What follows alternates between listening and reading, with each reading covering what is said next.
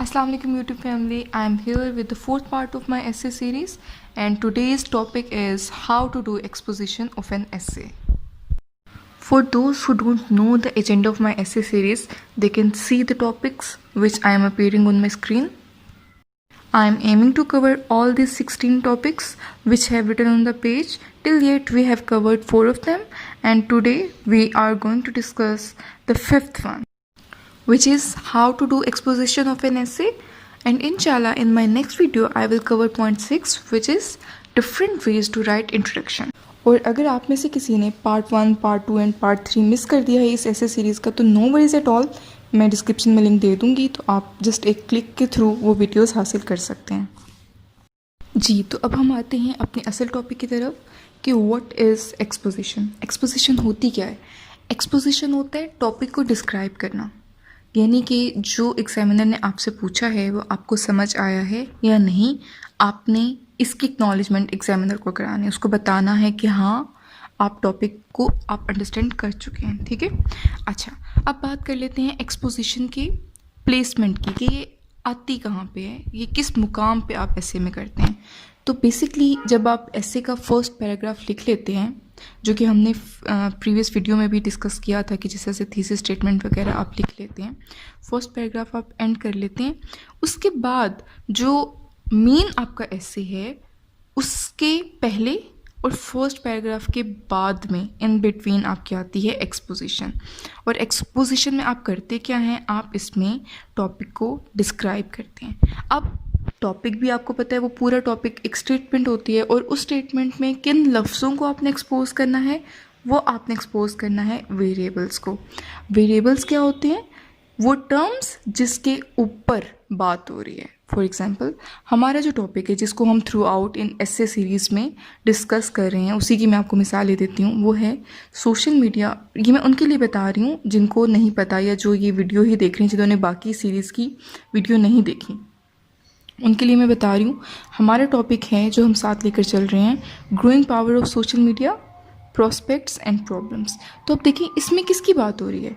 इसमें obviously social media की बात हो रही है। बाकी का जो सारा जुमला है वो तो उससे रिलेटेड है ना, असल जो बात हो रही है वो तो सोशल मीडिया की हो रही है। तो हमने इसमें सोशल मीडिया को एक्सपोज करना है, और ना कि सिर्फ सोशल मीडिया, बल्कि हमने growing power of social media को डिस्कस करना है, उसको एक्सपोज करना है। ठीक है, अच्छा, एक बहुत इंपॉर्टेंट बात या की पॉइंट आप समझ लें, वो ये है कि अगर आप देखें तो इस पूरी स्टेटमेंट में, इस पूरे टॉपिक में growing power of social media के आगे कॉलन लगा है और उसके बाद लिखा है प्रॉस्पेक्ट्स एंड प्रॉब्लम्स। तो आपने कॉलन से पहले वाली चीज़ को करना है एक्सपोज, ना कि बाद वाली चीज़ को। ये आप दिमाग में बस ना बिठा लें और ये याद कर लें। उसके बाद डिफरेंट टॉपिक्स देख लेते हैं पास्ट पेपर में से, ताकि आपको अंदाज़ा हो जाए कि किस चीज़ को हमने एक्सपोज करना होता है और किसको नहीं। अब ये देखें, ये पेपर है CSS 2020 का। ठीक है, इसमें कोई ऐसा टॉपिक देख लेते हैं जिसमें मैं आपको समझा सकूं। फॉर एग्ज़ाम्पल ये आप टॉपिक देखिए, promoting tourism in Pakistan, opportunities and challenges. ठीक है, ये प्रोबेबली 7th टॉपिक है। ठीक है, अच्छा, अब आप लोग मुझे बताएं इसमें हम किसको एक्सपोज करेंगे? ऑब्वियसली इसमें हम टूरिज़्म को करेंगे। ठीक है, और ना कि सिर्फ टूरिज़्म को करेंगे, इसमें हम टूरिज़्म की प्रमोशन की बात करेंगे, और वो भी पाकिस्तान के हवाले से। ओवरऑल हम इसमें बात नहीं करेंगे। ठीक है, और इसी तरह से जो लास्ट टॉपिक है IMF बेल आउट्स, तो इसमें ऑब्वियसली हम IMF बेल आउट्स की बात करेंगे। ठीक है, और इसके बाद जो है ऑब्वियसली ये तो उन्होंने सोल्यूशंस मांगे मैं उसको स्टेबलाइज करने के, तो ये तो उससे जुड़ी हुई बात है, ना कि असल टॉपिक। इसी तरह से आई होप कि अब आपको समझ आ गई होगी कि हमने किस वेरिएबल को एक्सपोज करना होता है। अब बात कर लेते हैं कि हाउ डज़ इट वर्क, असल में एक्सपोजिशन किस तरह से की जाती है और ये होती क्या है। तो एक्सपोजिशन होता है स्ट्रक्चर को प्लॉट करना। अब स्ट्रक्चर को प्लॉट करने का क्या मतलब है? हम किस तरीके से शुरू से लेकर अपने ऐसे को एंड तक लेके जाते हैं, इसको कहते हैं स्ट्रक्चर प्लॉटिंग। जैसा कि आप सब जानते हैं कि ऑब्वियसली ऐसे का सबसे पहले तो एक स्टार्ट होता है। ठीक है, उसके बाद वो एंड तक कैसे जाना है, उसको किस तरीके से लेके जाना है, this is basically plotting structure. ठीक है, अब वो किस तरह से हम लेकर जाएंगे ये मैं आपको बताती हूँ।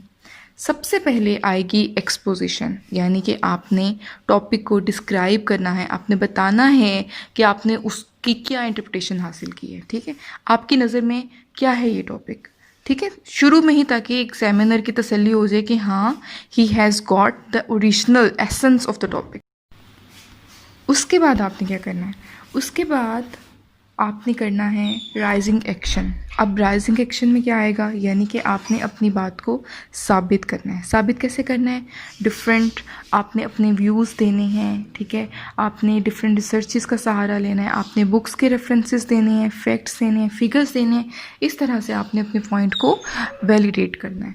उसके बाद क्लाइमैक्स। क्लाइमैक्स पे जाकर आपने अपनी बात को साबित करने की तरफ लेकर आना है। ठीक है, आपने बताना है कि ये इशू इतना हाइटेंड क्यों है। Then resolution. पहले आपने बता दिया कि इस इशू की ये हाइप क्यों क्रिएट हुई हुई है, कैसे हुई हुई है। उसके बाद आपने उसकी रेजोल्यूशन दे दी। ठीक हो गया, उसके बाद आपने इसको एंड कर देना है।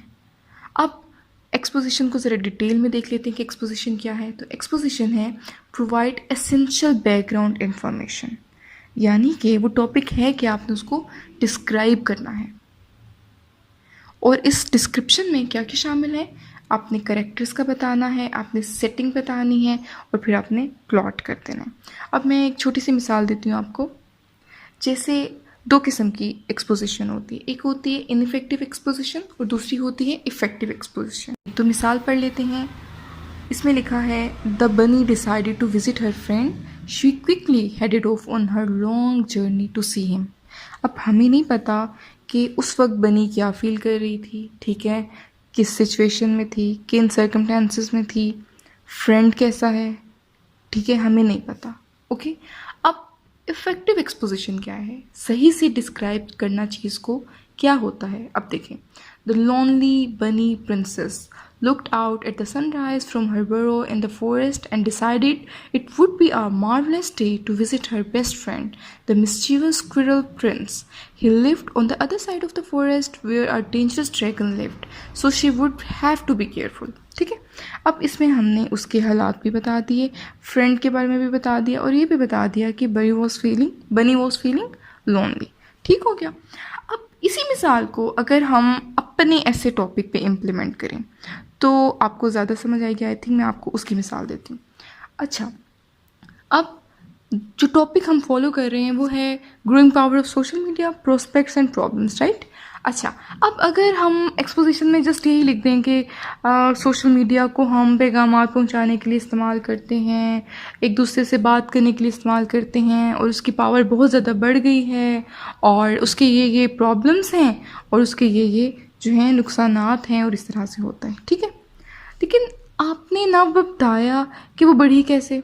ये जो growing power of social media वो एक्चुअल किस तरह से बढ़ी है, क्या वजह है जो बढ़ गई है। ठीक है, और इसके क्या प्रोस्पेक्ट्स हैं, और वो किस तरह से फ़ायदेमंद है।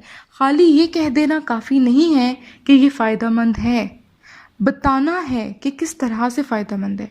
ठीक है, और अगर आप इसके प्रॉब्लम्स बता रहे हैं, इसके नुकसानात बता रहे हैं, तो आपने ये नहीं कि हाँ भाई बहुत नुकसानदेह है।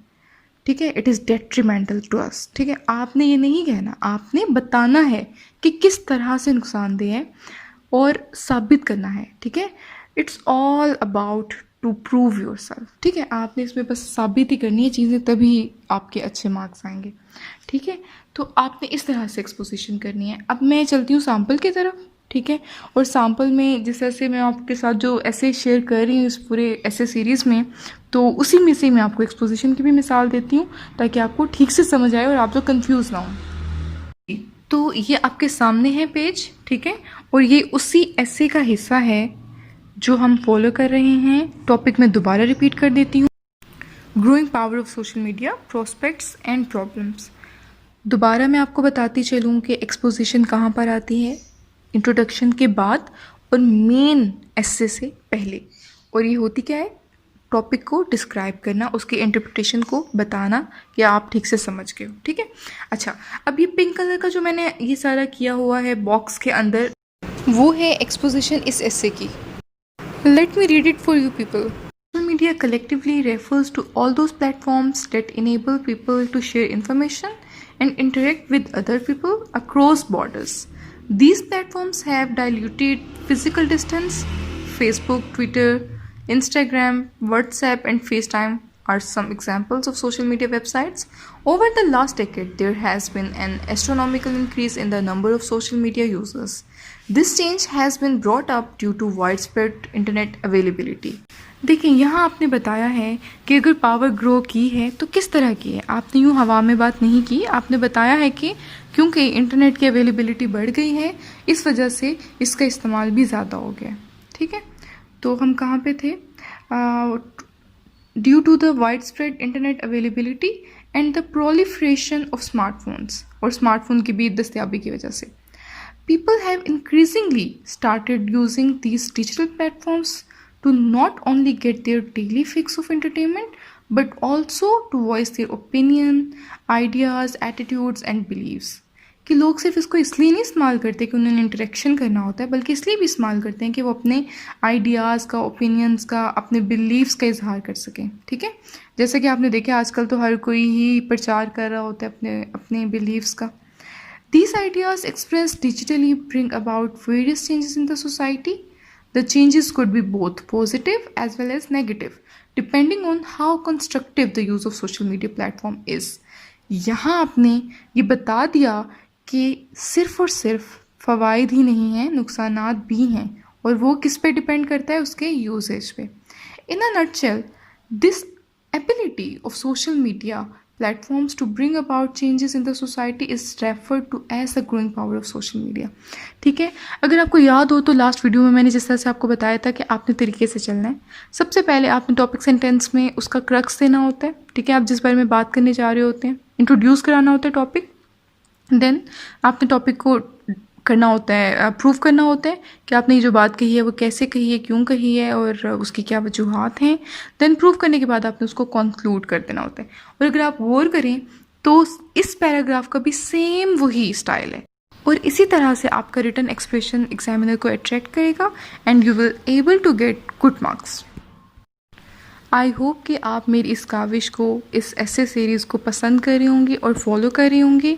इन return I just want to request you people to subscribe my channel, और लाजमी दुआओं में याद रखिएगा. जज़ाकल्लाह.